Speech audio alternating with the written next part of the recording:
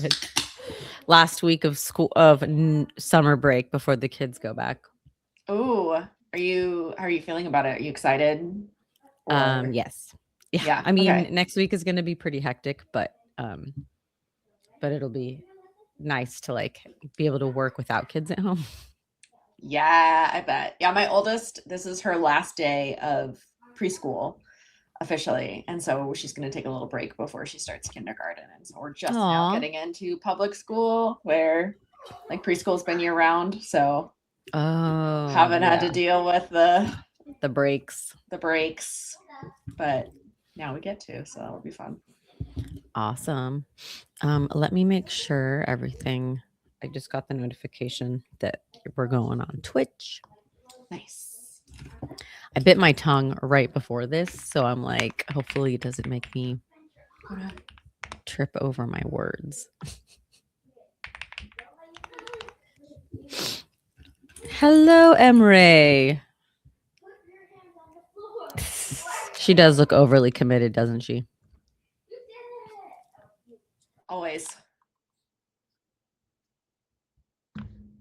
Always. And I know, I doubt Noel's gonna get on here, but I know he's a friend of mine that's also in the overly committed Oh, okay. Nice. I think community. there's two Noels. So Oh, the yeah. handstand one. Okay. Yeah, that's a good little group. And I'm sorry, I keep muting myself because I still have a cough I'm getting over. No worries. Okay. Next book club. We are just gonna start another one. I think we wanted to read the book by Ben Balter that just came out last week. So it's time for sure. Nice. Yeah. And Ron is here. Hello, Ron and Joe. Joe and I keep ending up at the same conferences, but I don't think we've ever met. Oh,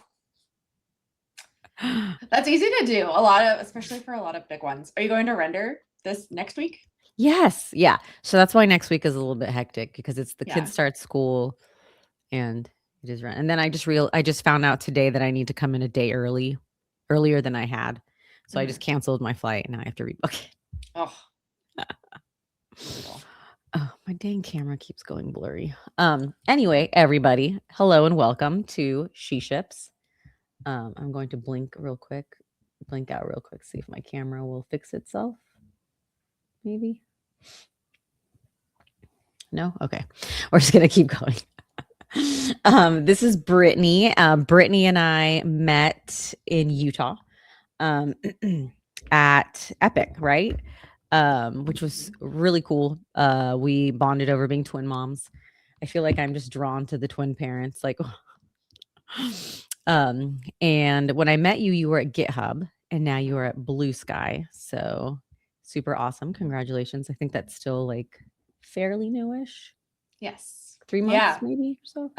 Yeah, I think 2 months actually. Yeah, Oh, so it's still very nice. new. Yeah. Yeah, but it was a good move. I got really into the at Proto space, which is a really just fun place to work, and got to the point where I'm like, all right, this is the most important thing for me to be working on, I think, right now. So now I'm at Blue Sky. Yay. And then you just gave a talk just like a month and a half ago about at Proto, which I feel like definitely explain that either now or later because I feel like that's something I'm still kind of trying to wrap my mind around. And I'm sure a lot of people are also curious. Yeah. Yeah. But yeah, we got Emery usually asks funny questions. Anyway, so I like to tell people about how I know our guest, but if you wouldn't mind just going a little deeper and telling everyone about yourself. Yeah. So let's see here. I am a software engineer. I've been in the industry since 2017 or 2018. I career switched into it. I previously worked in occupational health and safety, which is very different. I spent a lot of time going to manufacturing sites and farms and lots of things that had nothing to do with what I'm doing now. And it was really cool. It was kind of like being on the show How It's Made because you got to see how everything was made. But yeah, I really wanted a desk job, and now here I am in my desk job. Yeah, and so I worked at GitHub for 4 years, worked at a few different places. Now I'm at Blue Sky. I'm working specifically on Addy, which is the AI tool for that Blue Sky is working on, which is incredibly fun. I think I got very AI pilled and very into app proto at the same time, and I feel like there's like such a good marriage between the two, as like one is like the data layer and one as like the doing things layer. So having the opportunity to put both of those together was just too exciting to pass up. So I miss GitHub a little bit, but I also really like Blue Sky. That's awesome. What can you dive into like what app proto is, since I feel like it's one of the like main features, perks, I don't know what you'd call it, of Blue Sky? Yeah, for sure. Yeah, so it is the authenticated transfer protocol, and it's what Blue Sky is built on. And a lot of other apps now too. I think there's like over 1,000 apps now in the app proto space, which is crazy. Like it's just growing super, super quickly. But what it is essentially right now, if you're using something like Facebook, you upload all your photos and pictures and everything, and that all lives in some Facebook database. Like if you want to leave, you can't. You leave all your stuff there and your connections and stuff, and that means that like they have very different incentives from a company where like you own your own data. So when you sign up for Blue Sky, you create a essentially like a repository or like a folder where all of your stuff lives, and through App Proto, like anything that you post on Blue Sky or anything that you put on any other App Proto app gets synced into that folder. And so you can like very easily go from Blue Sky to other apps. Like there's actually quite a few different Blue Sky-esque microblogging apps. There's also Witch Sky, Black Sky, which is super cool. I think Euro Sky. There's a lot of them that you can use the same data in, which is nice because that means like if Blue Sky does something that you don't like, you can just be like, well, bye, and go somewhere else. And that changes the incentive structure basically of how apps like cater to people. They actually have to like be good, which currently most large tech applications don't have to, which is why they end up sucking over time. Yeah, okay. That rings a bell. For some reason, like I feel like I looked it up the first time I heard it. You gave your talk about it. I've discussed it, but it's one of those things where it's like my brain just wants to keep forgetting the definition or keep telling me that I don't know the definition. So it's nice to just hear it again. Yeah. And yeah. I just quickly grabbed your Blue Sky profile just to Oh, share. thank you. Yeah. I can share whatever other links you would like to. I saw a couple questions. Mm-hmm. First of all, what is the GitHub perk you miss the most? Sorry, valid. They're owned by Microsoft, and like they're just known for having really good benefits. And I miss those. Like they would like fully fund your HSA for you, which is like an insane perk, like to just like get the $7,000 or whatever for the family HSA amount every year, just wow, yeah, in your account. Like that was really good. And yeah, they had a couple of really good benefits that I'm like, that's gonna suck to leave, but it'll be worth it to be happy in my career. yeah, that we have to make our sacrifices. And then Ron was asking what the hardest thing you had to overcome with your tech transition, since you are also a career transitioner. Yeah, I think just getting a foot in the door was the hardest one. I think that's the same thing that a lot of people run into even now. It's like getting that first job can be a lot of work, and it requires a lot of networking and stuff that like you don't get prepared for when you do a boot camp or like a degree program or whatever. I did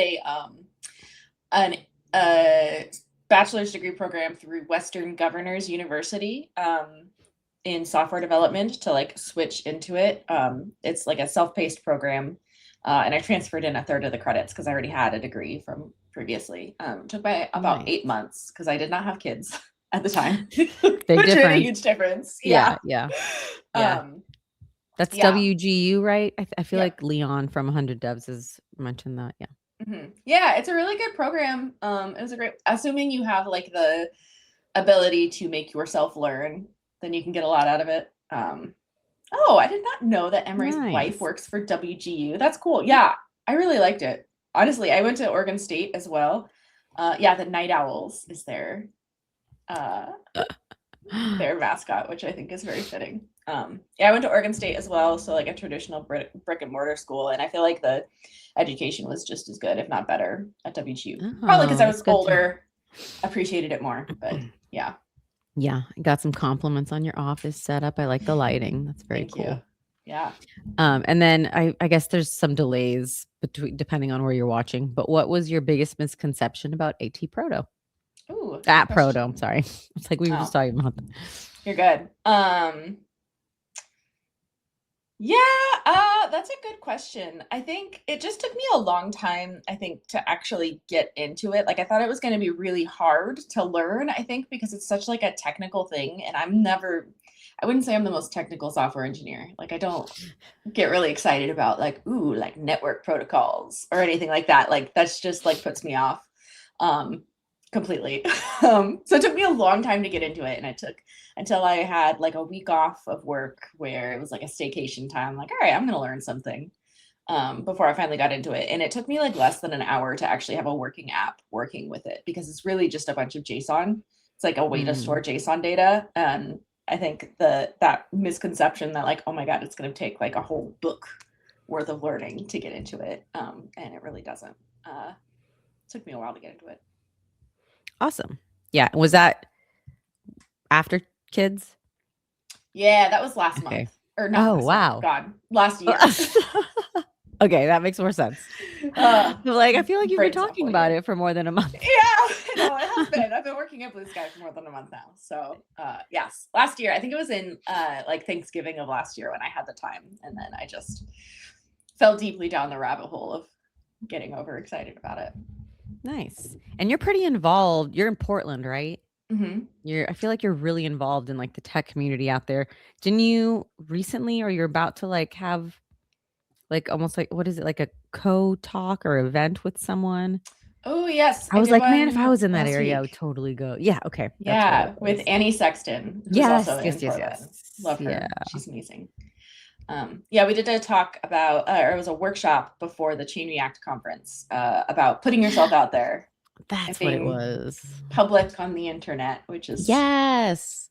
Because I remember I saw the topic and I was like, man, if I was in that area, totally would have gone. Yeah, yeah, it was really fun. It was a pretty small group, but that actually ended up, I think, making it like more intimate and like a better experience. Oh yeah, totally.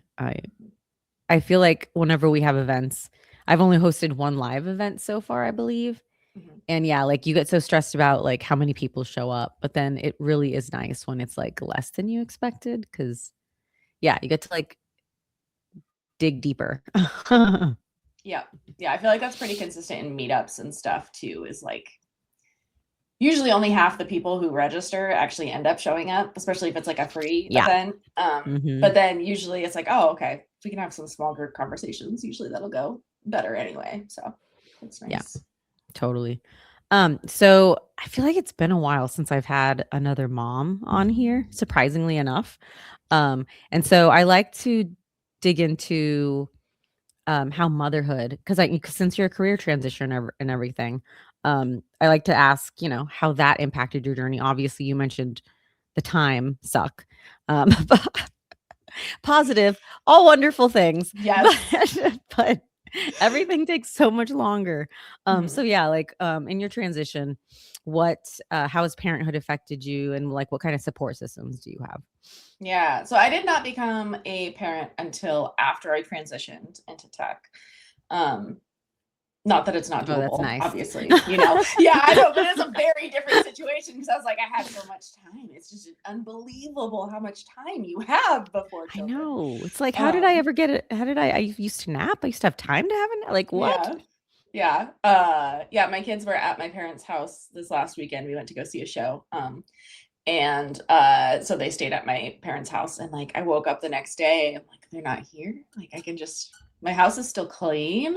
What? It's been multiple hours at home and the house is still clean. It's crazy. Yeah, I mean, kids take a lot of time and it's worth it. Like, you want to spend the time with them too, ideally. I guess not everybody does, but like, I like to try to prioritize my time. And that's also a big reason why I pretty much exclusively look for remote roles.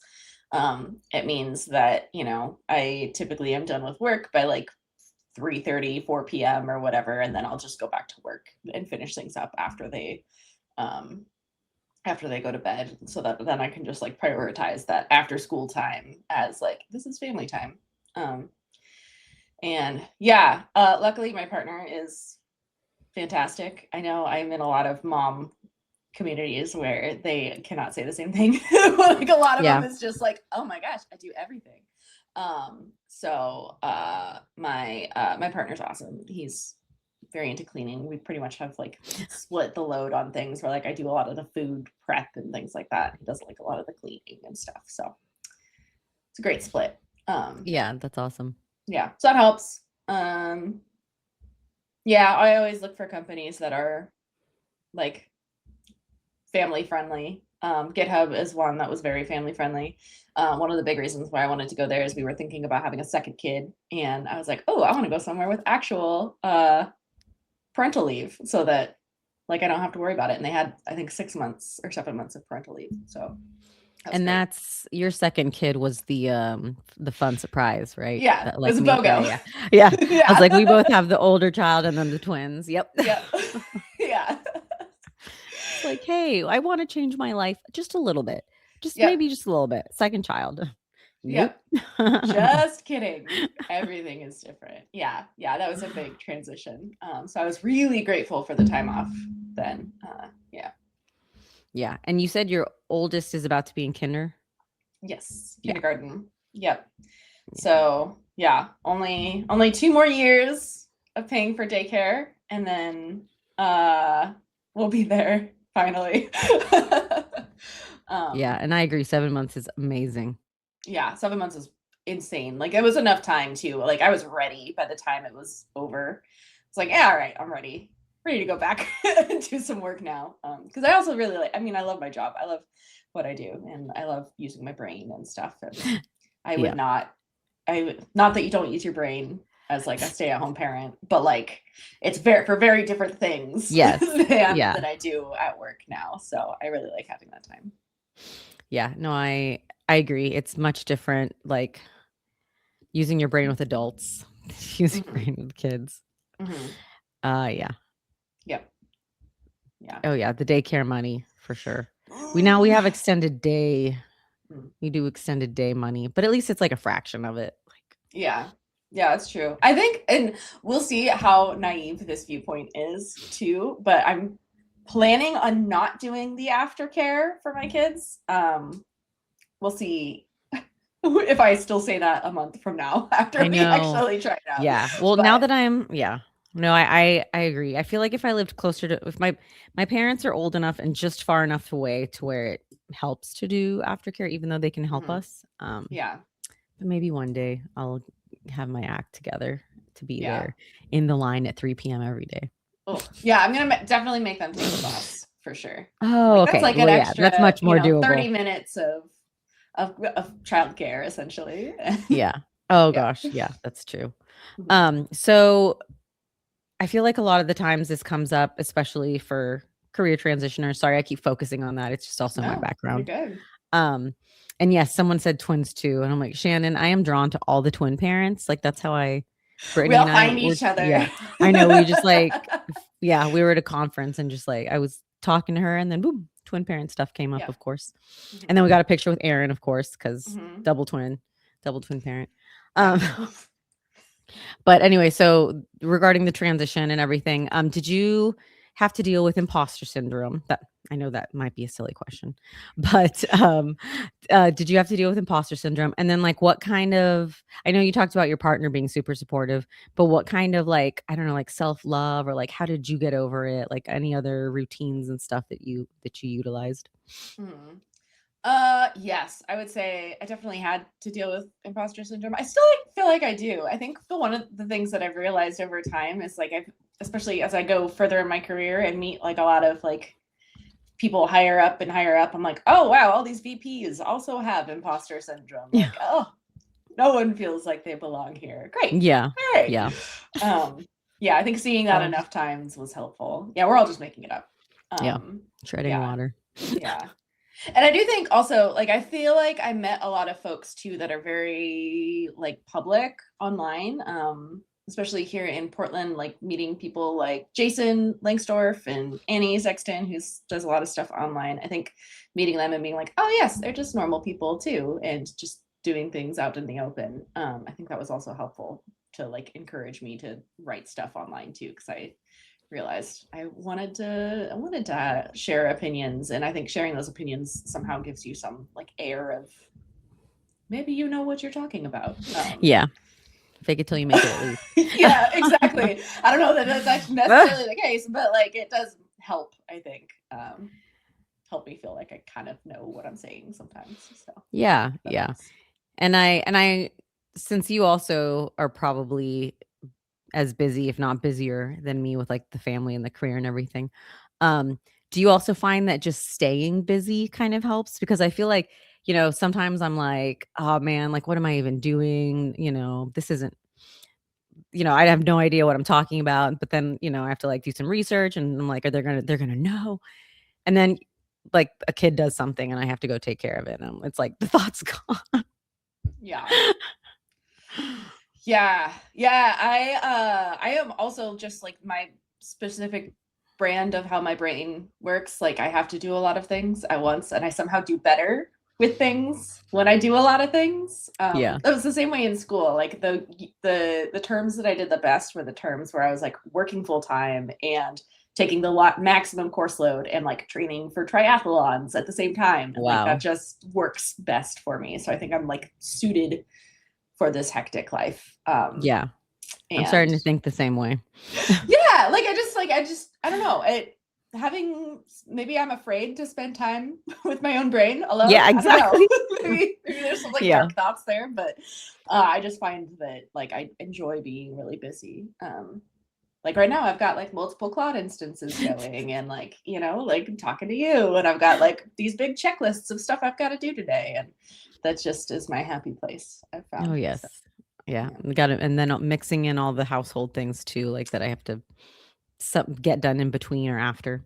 Mm-hmm. Jason had a good question. How do you stay current on tech? Because I also feel like it is very difficult to keep up.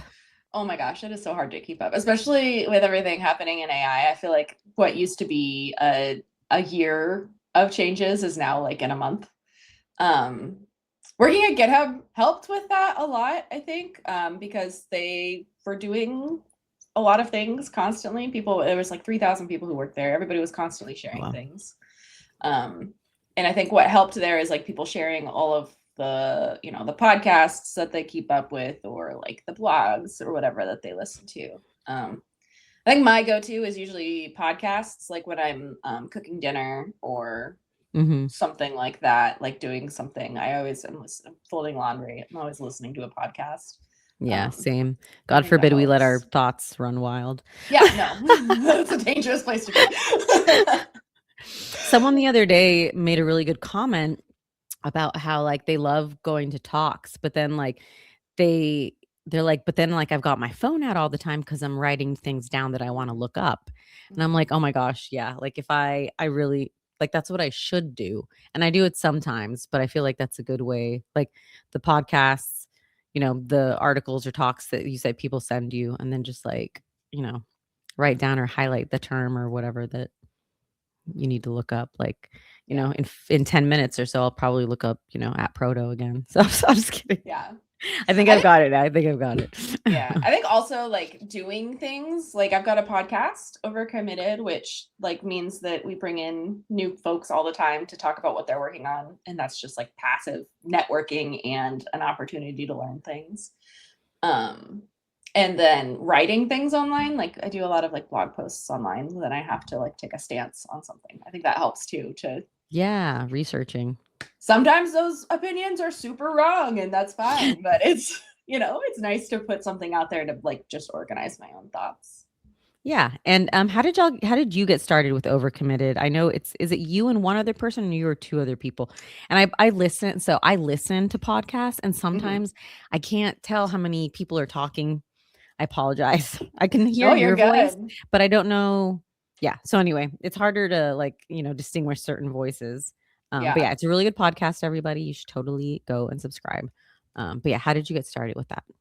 Yeah, so it's two of my friends that we were used to be on the same team at GitHub. It's Bethany Janos and Erica Eggemeyer. And I do think that Erica and my voice sound very similar. Just I've noticed from like doing the editing. I'm like, oh, sometimes I Okay. can't tell who is who, so it's not Yeah. just you. Because Uh, I see the short form content, mhm, and sometimes, for the most part, like, there's four people on the screen, like three in the guest, but then sometimes, it's like formatted differently. So that's mhm. why I'm like, is it two or three of y'all? I don't know. Yeah. Yeah. Sometimes we have guests. Sometimes it's usually two of us, unless all three of us do a podcast episode Okay. together. And yeah, so we all started around the same time on the same team in GitHub Actions in 2022, and we just like really gelled and got along super well. And we decided from there, like we kept meeting monthly, and then at one point we were reorged to all different parts of the org, and we decided like, hey, let's keep meeting, like we're still sharing things that we're learning, we're still getting a lot out of this. We had Jonathan Tamsit too, who was on the group as well, and he actually started the podcast with us, but then ended up leaving GitHub and going Mm. elsewhere, so he left the podcast as well. But yeah, so we just like all just gelled really well, and we're all just very like ambitious people that like to learn things and like sharing those things we learned. And early last year we were like, hey, let's make this, why don't we just record these and see what happens? And now we've been doing it for like a year and a half, and turns out it's a really good way to network with people remotely, to have a podcast, like to get people, I mean, I'm sure you see this now too, is you get to talk to people in ways that you might not otherwise, and it's just also a good way to learn from people. So yeah. Yeah, no, totally. I try I'm pretty good about remembering when I meet people, like either following up or like mentioning it in person, Mm-hmm. um, about like, hey, you should be on one of the streams, Mm-hmm. whichever, pick one, pick a Mm-hmm. card. Um, but yeah, and then it's funny because it usually ends up like we did, like exchanging links. And so I'm like, okay, I'll do it. I just have to get through. Just have to get through render, I think, before I Yeah, like, because Roxy, yeah, better join looking at us. looking at it's funny because it just happened this way, Mhm. but the like you sent me the link for Overcommitted, and then I think Nick Taylor sent me his link, and then someone Michael, a friend of the communities, sent me a link, and I was like, okay, I have them all saved, and I'm like, after render I will look at these calendars and like figure out my life. Yeah. Yeah, it's hard with travel, I think. I realized recently like I don't have any travel planned or any conferences planned to go to for the rest of the year. I'm like, oh, that's Oh my actually kind of goodness. nice. And it's like conference season, but yeah, Yeah. like it's Yeah. nature I've of done the them beast for when the year. Yeah. yeah, that's awesome. Mhm. I'm not I mean, I'm excited that I still have some travel. It's just with school in session, it's definitely a little bit harder. Yeah. Somebody is asking if you have any advice for career changers. Ooh, yeah. Good question. Like current career changers, I feel like now is a really great time to, God, this is boring advice, but a really good time to learn how to use AI well. I feel like there's still a lot of opportunity to do that and set yourself apart. And like if you could do that and do it well, I think there's a lot of talk too about like, oh, you need to learn the underlying fundamentals. I don't know how long that's going to be true, because I think with every layer of abstraction we add, it ends up becoming less and less necessary. And honestly, Claude is a better engineer than I am at this point. Um, so, but yeah, I think there's still a lot of opportunity in a lot of places to like demonstrate, hey, I can AI code really well. Yeah. Yeah. Yeah, I feel like it's I mean, as, even days go by, opinions change so much on it, because before it was like, "Oh, you're being lazy," and now it's like, "Oh, you're wasting time." Like, if you're not, Mm-hmm. Yeah. so Yeah. Yeah, it's changed a lot for sure. And also just like it's never too late, I think, also to switch careers for sure. Yeah, that's a good one because I feel like we have a member in the community that's often worried that he's trying too late in life, and it's like, just if you find the right fit, you find the right fit, like, and I feel like keeping your brain active and learning, striving for the career change and everything. I don't know. I think in the long run that it's going to be good for you anyway. Yeah, it's true. It's good to do things. I think there's like the 40-year career by I can't remember who it was that did that article. I'll have to find it. But like you're going to be working for a long time, and realistically, if you're in the U.S., you're probably going to be working for a lot longer than you think. Yeah, than, like I know. Yeah, So yeah, there's plenty of that's true. time to work and to do a job. Sadly, It's true. Yeah, I know somebody that retired in their 50s, and I'm like, what? How? What? Like, that sounds nice. Yeah, I know. So obviously, like, this is called she ships and everything. Whenever you were making the transition, whether it's between companies or between careers, especially I guess going from health to tech, did you notice the increase in male coworkers? Was there an increase?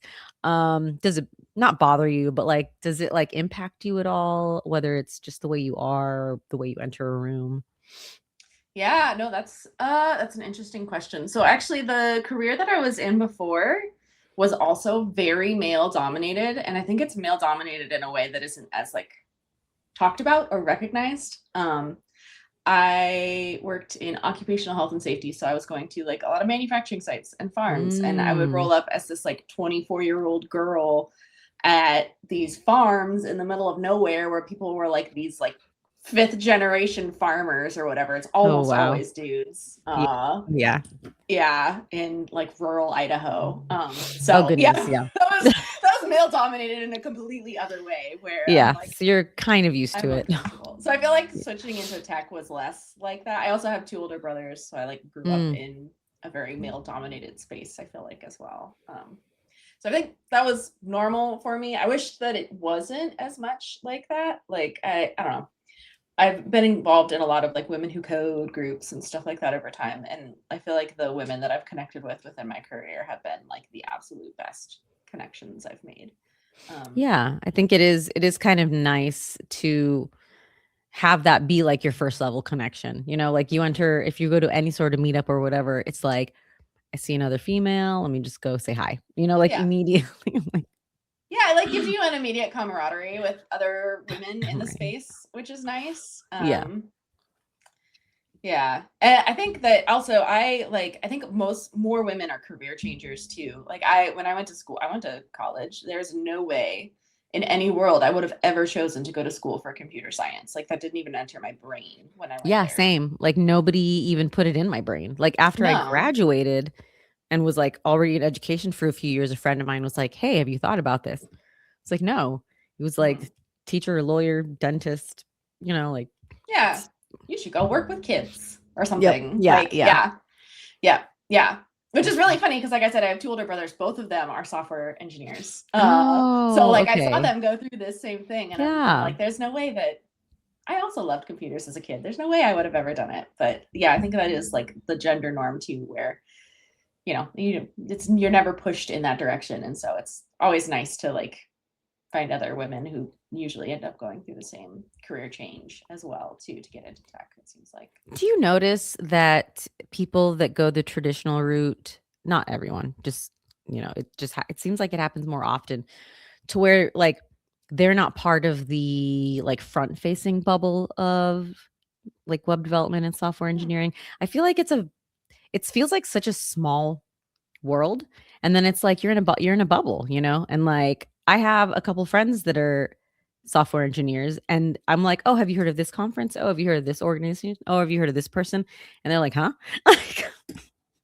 Yeah, I could see that. I think that people who do more web development and like web things tend to do more things in public. For whatever reason, I think it's like more visual. Like there's more to see. There's more content to make when you're like showing off, you know, a thing you designed instead of like, oh, look at this API response. Isn't this nicely formatted? So I think that's part of it. And I also think that like the computer science programs really prepare you for more like intense backend focus on scalability and like, you know, the algorithmic side of computer programming compared to like the front end side anyway as well. Yeah, no, that's a good point. Sorry, I'm about to be interrupted. No, you're good. What's a skill from your previous role or roles, previous career that that you've definitely transferred into your current roles that's come in super handy? I guess not soft skill. What do we call it now? Like transferable skill. There you go. Yeah. I would say talking to people. I think my previous career, I spent all my time talking to people across different like areas of the company, from like line level employees to like the CEO of the company, to talk about employee safety or not catching things on fire or whatever. And so I think that transferred really well in a way that like I'm actually really glad that I took this route, because I don't know that I would have gotten there if I would have gone the more traditional route too, and it wouldn't have had that experience of like, oh, I need to today I'm going to talk to all these people who just started at this company, and then I'm going to do a presentation for all these CEOs at this other place, and like having to go back and forth like that, I think made a huge difference in my ability to communicate things. My very first software role was actually at a consulting company, and I think I think I showed that I could like BS my way through it almost too well, because like my second week there, they're like, all right, we're going to ship you off to Dallas and you're going to go like meet with all these customers and figure out all of their like requirements for this build we're going to do. I'm like, oh, I don't know. That's terrifying to go do. But I think, you know, having that experience of just talking to people was very, very helpful. So yeah, no, I agree. I feel like that is definitely a very important skill that not everybody in any career has. And I know that there have been a lot of communities that like purposely have like a coffee chat channel or what's VC? I can't remember what VC voice chat stood for. No. Maybe somebody in the comments will remind me, but it was an organization where like you practiced like your public speaking. Oh, Toastmasters. I've heard of Toastmasters. Anyway, yeah, it is. But I feel like that's definitely such like an important piece that kind of gets looked over, I guess, especially if you're just kind of like virtual coffee. Thank you. Okay. And I knew somebody would know it. But yeah, like if you're coming in with that skill already, you know, it's definitely, thank you, Emre and Shannon. Yeah. Yeah. I think it's definitely like one of the ways that you can network your way in. Yeah. And I feel like even regardless of where you're at in your career, I mean, I went through the senior to staff engineer transition when I was at GitHub. And like all of that was almost all like networking and convincing people of your ideas, and like the very, very little technical skills required. So as it turns out, those are very important skills to develop. Yeah. Yeah, no, that's definitely an important skill. And if there's anybody that is struggling with either public speaking or talking to other people, highly recommend. I know in Torque we have the coffee chat channel that you have to request to be a part of, but I know in 100 Devs we have the practice as well, and in I believe the Commit Your Code Discord as well. So anyway, yeah, just like get with people and practice. Lots of opportunities to practice. You can DM me. Yes. On any platform. Yeah, I'll also talk to you. I like talking to people. So, but for a limited amount of time because you are busy. True. Valid. And how did you get into speaking? How did you decide that you wanted to like hop on the speaker circuit and start applying and doing workshops now too? Yeah. I think I went to a few conferences early on, and I was upset by the lack of women doing presentations. And I was like, well, I'm going to be a part of this change. And that means that I have to go talk, which is, a bummer. But I went to like some women in tech conferences, and it was almost all of this talks were like how to overcome imposter syndrome and like how to work in a male dominated field and all this stuff, which is like very, very good content. But also like I wanted to see technical content from women who are like doing the thing to, really get into it. And so I think that like was my guiding post to like writing things online and getting more involved, is because like I saw a few, staff and principal engineer women within my career, and I was like, wow, that's really cool to see. I want to be able to do that for other people too, to be like, you know what, that's motivating to see people get like very deeply and technical in their career and, present on things. I still don't think that I'm like the most technical speaker. A lot of the times it ends up being very like entry level things, but turns out that's a really good way to learn something deeply, is to teach about it. And yeah, I just find it really motivating to see other women teaching others.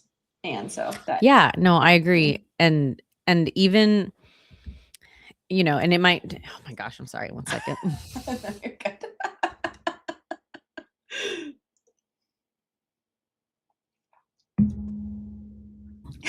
Like, I swear he has clothes on the bottom half of his body.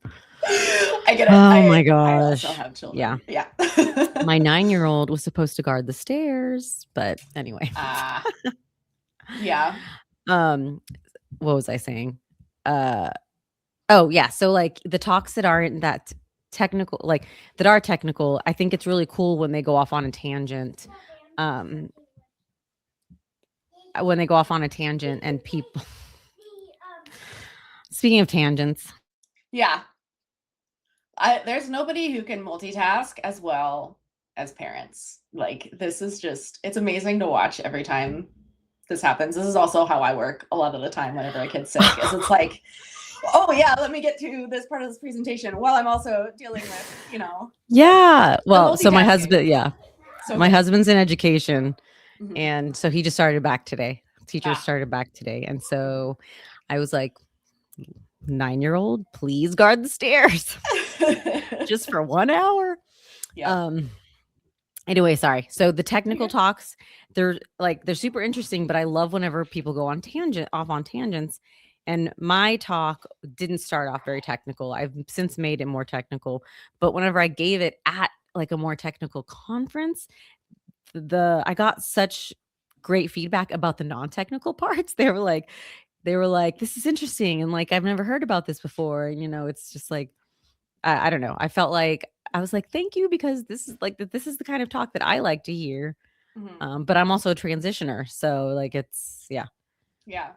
Yeah, that's true. It is nice. I feel like most of the talks that I end up giving it's like with this like goal, like, oh yeah, I want to get really deep into app proto and share about that. And then it ends up being like, why is this important in society type talk, which is a very different thing. But yeah, I still like doing them. I think it's fun. It's a good way to go to a conference too, because it like you get to go to like a speaker dinner and meet all these people that you wouldn't meet otherwise necessarily. So it's great for networking. Yeah, I remember my first talk was at Magnolia Conf, and I remember when I got the email about the speaker dinner, I was like, oh my god, so you did it! Oh, yeah. Yeah, it's nice. It's a nice way to, it gives you like some credibility at the conference too. I feel like people see your badge and it says speaker and you're like, ooh, yeah, this person is a thing. Yeah, and it's like, and then like I'll go to conferences just because I love going, and someone's like, oh, what's your talk about? And I'm like, I'm just here to watch you. Like, like it's totally fine. Like, I enjoy going both ways, but wait, that came out wrong. Really? This was for funny. Something else, but it fits there. Yeah. So like within your career transition and parenthood and like all the speaking that you do now, what's an opportunity or some kind of situation that you almost talked yourself out of because you have like a different background?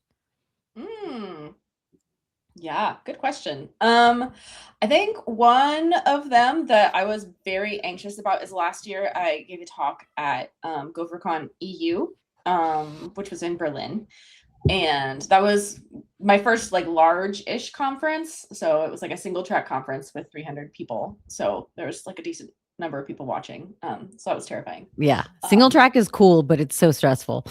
Yeah, yes, it is. It's a lot of eyes on you. And I think that I also just I don't know, I think that I've always never really looked at myself as like a super technical person, and it was a Go conference, so it's like um very Go focused. And I Yeah, was like, that's I don't know what different. I have to say that's like relevant to anybody who uses this language. Um and I was very nervous about it. Also just doing it in Europe. I wanted to go there specifically. My brother was living in Berlin at the time, so I was like, I want to Oh, go cool. have an excuse to go to Berlin. And that part was really fun. But it was also like a very it's a different country, very different culture and setup. If we think tech is male dominated here, in Europe it is so much more so, it Oh, seems wow. like. So yeah, it was really interesting. I almost talked myself out of it. I'm glad I did it though. I got a lot of feedback from people that yeah, it was a good talk and people liked it. So That's yeah, it was awesome. nice. So, did it have anything to do with Go, or was it like one of the more general topics I would at a say it was conference? yeah, it had a lot of Go specific examples, but I would say it was more general. It was about like rewriting Go and refactoring using AI agents. Which also at the time is over a year ago now was like on the forefront because nobody was like AI agents weren't really a thing yet for code. So I think that part made it maybe more interesting too. But yeah, I would say that it probably could have applied to anything. But I used Go examples to make it Yes. No, that's great. relevant. And look, another yeah, a learning opportunity and everything. Yeah, I Um, think personally I prefer the more like community focused conferences like Cascadia JS. Like technically JS is in the yes. name, but it's very community focused. Like Yeah, yeah. anybody in I web can loved that join. one. Yeah. So and smaller ones too, I found. I went to a couple of large conferences, like I did Google Cloud Next and Microsoft Ignite. And each of those they had like 20 and 30,000 people each. I'm like, that's just Jeez, that's huge. I met no one there the whole Yeah, time. I'm like, yeah. this is just an uncomfortable amount of humans to be in one spot. Yeah. So yeah. I have only experienced maybe a fraction of that. I don't know. I need to Mhm. look up the numbers. When I went to Talent Land in Mexico, and then I don't think Nera de Adela was as big. But like, oh my gosh, like the floors. I remember the Capital One booth had like 2 stories. I'm like, what the heck? This is like That's a sponsor booth at a crazy. conference. Yeah, it was Mhm. an insane amount of humans. That one, I think that no, that one was way bigger. None of that was not as big, but the Talent Land was huge, so big. Yeah. Yeah, Yeah. and you're right. It is an uncomfortable amount of people. Mhm. Yeah, it's just too many. Like it's not very you don't really get a chance to really interface with anybody in the same way that you do at like a community focused conference with just a couple hundred people. I feel like Yeah. that's the sweet spot. Yes. Yeah. Totally. Um. And so speaking of conferences, I know you just kind of you talked about Cascadia. Are there any other ones that you kind of recommend to people that are exploring um that way of networking? Because I mean, that was like it was an investment in my career, Yeah. but like I was definitely conference hopping before this job. Yeah. Yeah. No, it's a great way to meet people. I really loved the Epic Web Conf. I don't think that they're gonna do it Yes. again, sadly. Ever? Mm. Maybe one day. Maybe we could just gotta bug Kent enough and be like, Yeah. "Hey, this was really good. Please It do it again." was. It was so great. I also, if you're at all interested in App Proto, even if it's not something that you're doing day to day, there's Atmosphere Conf. That was a Mm. fantastic community I conference. remember yeah, okay. I remember you Yeah, posting about that. that was a good one. Was that Yeah, another, like, smaller one that was you said community focused? yeah. I would say I think there was like around 300 people who went. Mm, Next year will nice. probably be about similar. I think is it's a Has it good been one. around a while, or is it, like, growing?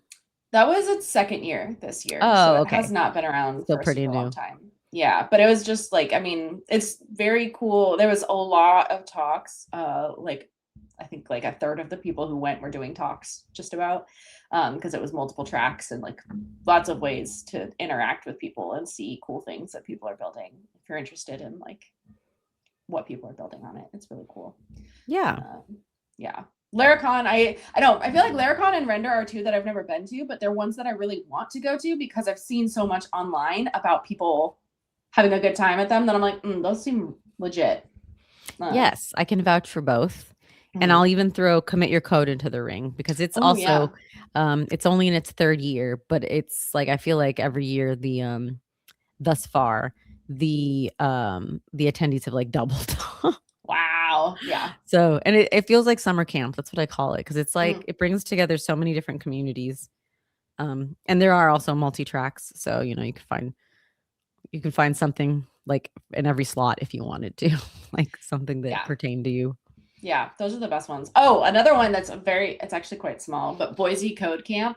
If you're in Oh. Idaho, or like near Idaho, then that's a good one too. I feel like code camps used to be a thing, and I think Boise might be one of the only ones that's still around. But it was like Oh, the same sort of wow. ethos where it's like we're going to do this free conference, where it's just about like a community meetup basically. I think there's usually like around 150 or so people who go to that one.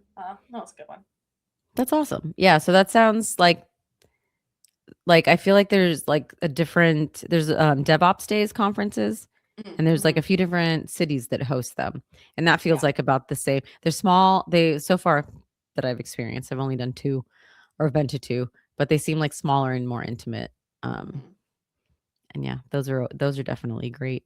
Did you start with any meetups or did you just like dive straight into conferences? I've gone to meetups pretty much my whole career, like even before career switching. So I try to go to those a lot. I don't go to as many now that I have kids because that Yes, makes it really yeah. hard. But I used to go to a ton, and that's really how I got my first job too, was going to meetups and just being like Oh. obnoxious at each of them, like, hey, hey, hey, who's gonna hire me, please? Yeah, Um, yeah, so I think meetups are a really great spot to be in. I think and agreed. I don't know. I think that having done them now for like, gosh, probably a decade now, I think that like if you show up and you're like very interested in the community aspect of it and not just there saying like, hey, who's hiring? Yeah, yeah. It's usually a good thing. I But agree. And I will say that in online communities, that is also like it, like I was a member of Torque for a year and a half before I got hired, but I wasn't in there like being like, "Hey, I'm looking for a job. Anybody?" mm, It was like it was one of my places where I was like, "Okay, I have networking opportunities and resources here." mhm, Um, like I went to meetups, conferences, but yeah, it's like you just have to like be consistent and build your presence and, mhm, don't just don't s- hit the ground running. You need to like build the community and the network before you need it. So mhm, I feel like meetups, like you said, it's a really good way to do it. mhm. And Yeah. yeah, you sound like you were consistent. Yes. Yeah, I think that consistency helps a lot. Um, Yeah, I still feel like I'm in the Portland, Oregon area. I feel like there's still some recovery needed. Things are getting better now. We have a really thriving at Proto meetup now where we're drawing like 50 people per month Oh, to it. dang. That's really nice. Yeah, it's huge and it's very fun. Jason over at Code TV Yes. is letting us use his space, which is very nice of him. Oh my gosh, how fun. I Yeah. would totally go just like, I mean, to support you, of course, but also to take photos Yeah, I know. Yeah, of he's the done a lot of space. work on the studio and it's really nice. Yeah, I was so bummed. Like, it was an honor to be on the show, but I was like, dang it, man, I wanted to go to Portland. Yeah. Yeah, you'll just have to let them know that you're open for next Yeah. time something comes up. Uh There you yeah, go. Yeah. then you can let me know and we can meet up too. Yeah, totally.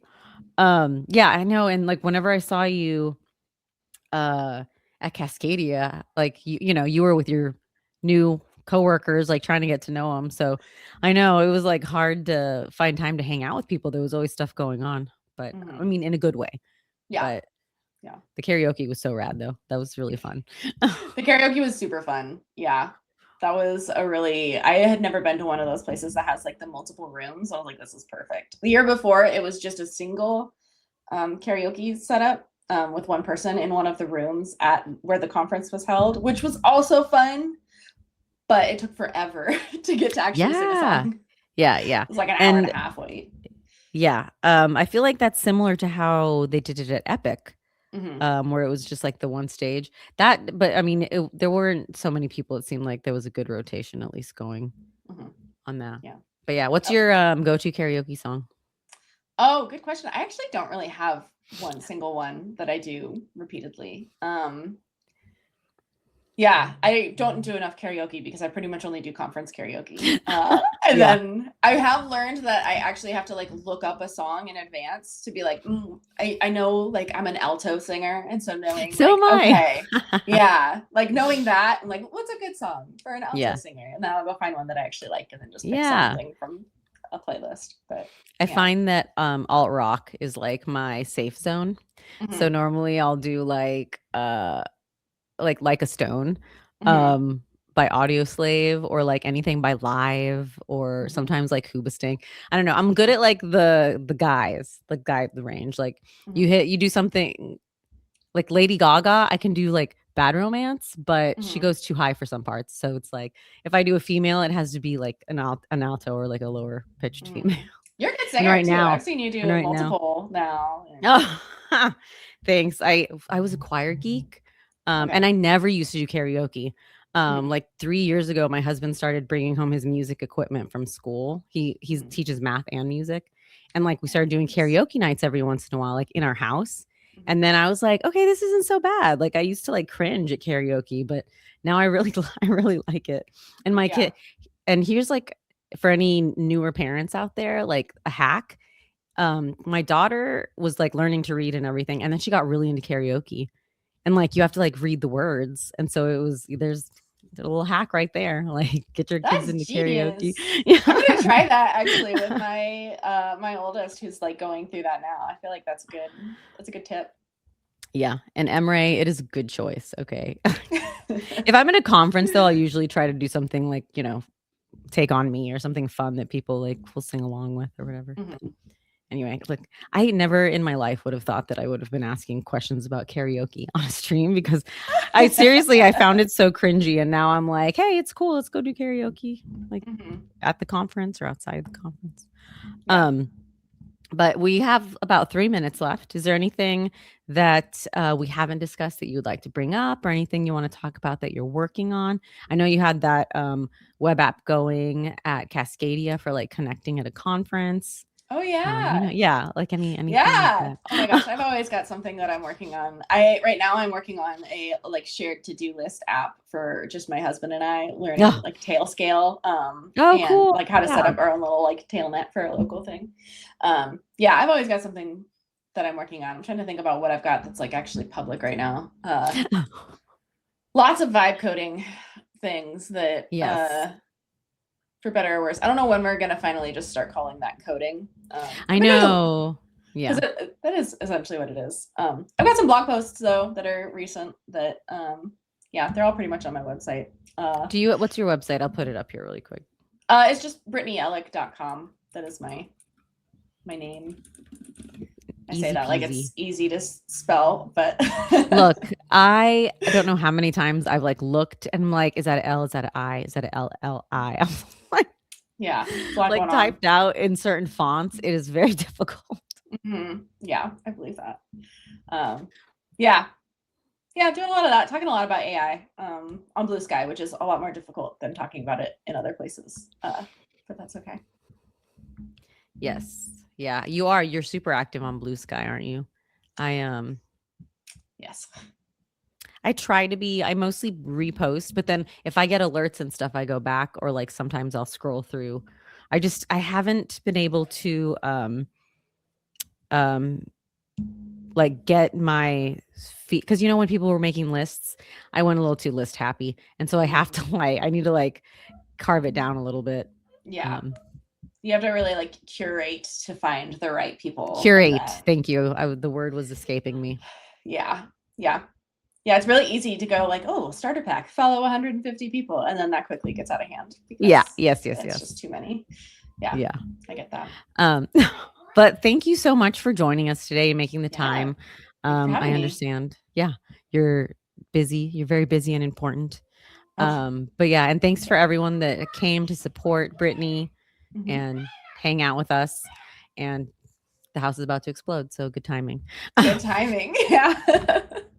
Thank you again. And I'll just end this and say bye to you backstage. Thanks, everybody. I appreciate y'all so much. Bye.